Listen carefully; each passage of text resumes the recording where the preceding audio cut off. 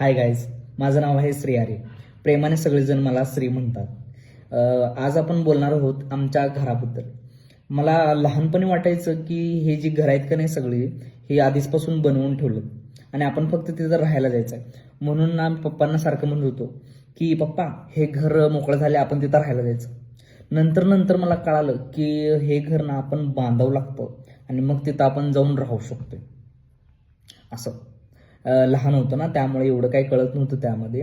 मग नंतर रिॲलिटी कळाली की ह्या गोष्टी अशा अशा असतात.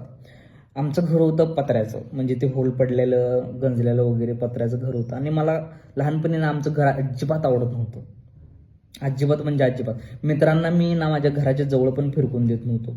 त्यांची घरं वगैरे बघायची सगळी मोठी मोठी, आणि ते मला ना लहानपणी एकदम अशी लाज वाटायची, कसं तर व्हायचं.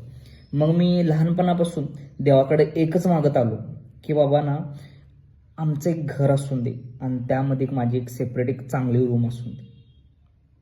पहिला पहिला वाटायचं की बाबा होईल नाही होईल काय नाही, खरं पण असंच वाटायचं की बाबा मागून तर बघूया, मागून तर बघूया एकदा. आणि मग तो एक दिवस उजाडलाच.